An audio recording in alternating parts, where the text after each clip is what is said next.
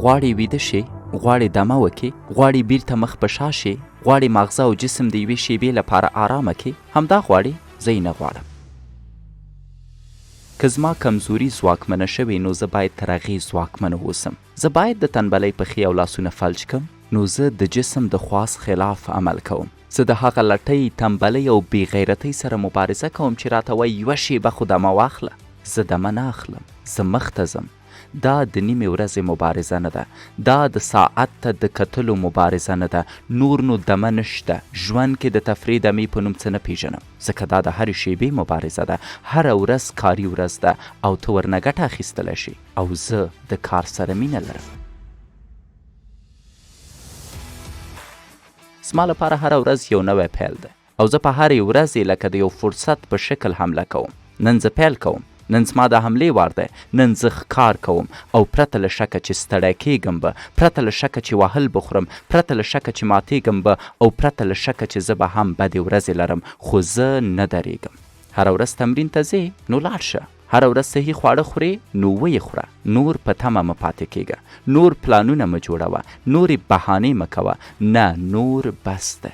نور حمله ورشه، نور پیل وکړه، نور عمل وخایه، او لومړی ګام چې ته یې باید پورته کې همدا د پیل کولو ګام ده. مهمه نه ده چې څه وکړې، هر څه له صفر پیل که. مهمه نه ده پرون در سره څه وشوه، مهمه نه ده پرون دې کومې تېروتنې وکړې، مهمه نه ده پرون څنګه نورو مات کړې، مهمه نه ده پرون دې څومره ستره بریا درلوده. نن هر څه صفر شوي دي، او دا یعنې مبارزه له سره پیل شوې. دا د یوازیتوب سفر دی. احمق مه اوسه چې نورو ته په تمه شي، احمق مه اوسه چې له نورو هیله ولري. که ته لویږې بل پورته کیږي، که د یو نړۍ ختمیږي د بل نړۍ پیلیږي، نو له ځان وپوښته وسړیه ته څه کوې؟ ستا لوبه په کوم حد کې ده؟ د خلکو خبرو پسې مه ګرځه، پروا یې مه لره چې دوی څه وایي. خپل ارزښتونه وټاکه او همدا اوس پریکړه وکړه. آیا غیرت لري چې هره ورځ وجنګېږې؟ آیا غیرت لري چې خلک درته احمق، خیالي او لیونی وایي؟ آیا غیرت لري چې ټول ملګري او کورنۍ دې ستا په وړاندې ودرېږي؟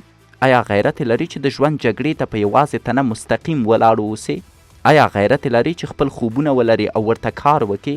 آیا غیرت لري چې د سرتیري ژوند وکړي تر څو د سرپناه خاوند شي؟ که دې ځواب هو دی نو مه درېږه، ځکه ته به درد وویني، ځکه ته به یوازې شي، ځکه تا پورې به خلک وخاندي، ځکه تا به له صحنې وباسي. نو ته باید له خپلو حدودو تیر شي، او هره ورځ باید له ځانه وپوښتې چې آیا له دې مې ډېره هڅه نه شوه کولی؟ ځان ته نن ثابت کړه او هره ورځ دوام ورکړه چې ته یې کولی شي. دومره درد وزغمه چې فکر نه کوې زغملی به دې شوای.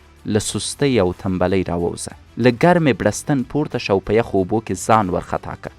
حدود تخریب که او ځان کې دروني حیوان راویښ که. سختې پریکړې وکړه او د نه ترلاسه کولو لپاره یې مه درېږه. ستا خوبونه باید ستا روح آرام ته پرېنږدي. په اړه یې ولیکه، په اړه یې خبرې وکړه، په اړه یې خوبونه وګوره، خو تر ټولو مهم دا چې هره ورځ یې په اړه یو څه وکړه، اما په پای کې مه درېږه.